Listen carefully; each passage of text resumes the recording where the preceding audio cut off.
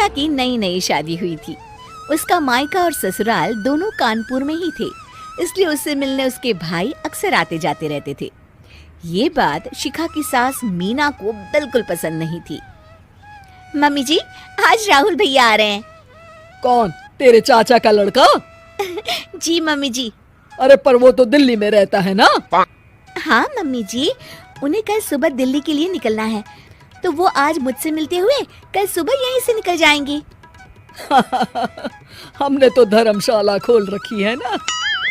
कुछ कहा क्या मम्मी जी? मैंने कहा हाँ हाँ, आने दे तेरे भैया को, जमकर खातिरदारी करेंगे। अब तो कुछ करना ही पड़ेगा, इससे पहले कि मेरा घर धर्मशाला बन जाए। ये कैसी बातें कर रही हो मीना? सच ही तो कह रही हूँ। अभी इसकी शादी को साल भर भी नहीं हुआ और आए दिन इसके घर वाले आ धमकते हैं। अरे तो क्या हुआ, वो इसी शहर में रहते हैं तो हाल चाल लेने आ जाते हैं। इस बार मैं उनका हाल और चाल दोनों ही बिगाड़ दूंगी। अब बहुत हो गया जी। अरे ये कैसी बातें कर रही हो? हे भगवान, बस आप तो देखते जाइए। शाम को राहुल आता है। नमस्ते आंटी, कैसे हैं आप लोग? हम लोग तो ठीक है, तुम कैसे हो बेटा? मैं भी अच्छा ही हूँ आंटी। बस आज रात के बाद नहीं रहोगे। चलिए भैया, मैं आपको हमारा घर दिखाती हूँ। रात में खाने के टेबल पर शिखा, रोहित कहीं दिखाई नहीं दे रहा। जी भैया, वो ऑफिस के काम से बाहर गए हैं, कल शाम तक आएंगे। अच्छा अच्छा। बेटा, क्या तुम भूत प्रेत में मानते हो?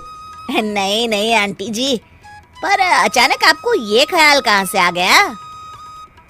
पता नहीं क्यों, कभी कभी मुझे लगता है जैसे रात के समय बैठक में कोई घूमता रहता है। ये आप क्या कह रही हैं मम्मी जी?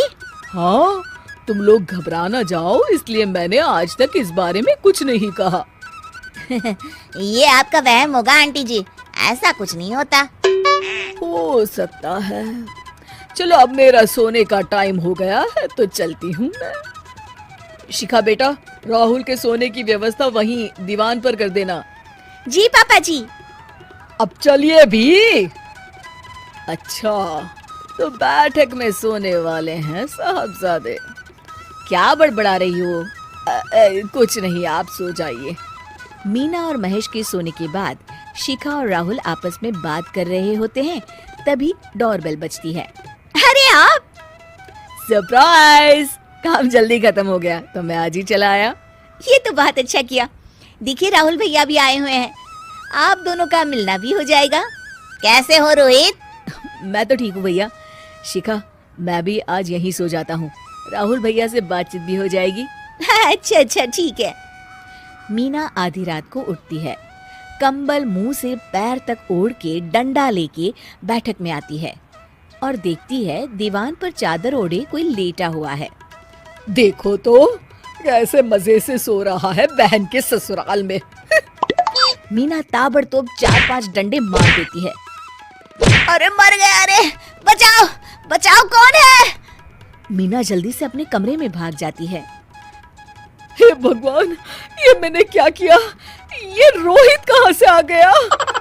लगता है ये नालायक राहुल मेहमानों वाले कमरे में सो गया होगा।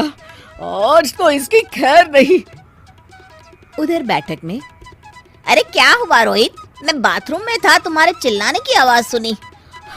पता है भैया, मैं सो रहा था, अचानक से कोई आकर मुझे डंडे मारने लगा। ये क्या कह रहे हो? लगता है तुम भी आंटी की तरह भूत प्रेत में मानते हो।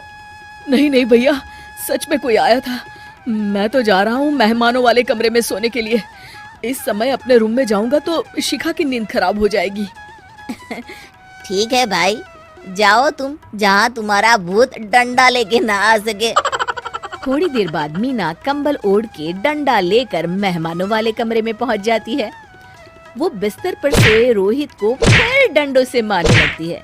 अरे मर गया, अरे मर गया। तू भूत प्रेत में नहीं मानता ना? ये ले, अब डंडे खा। हैं? ये तो माँ की आवाज है। रोहित कंबल खींच देता है। बेटा तू!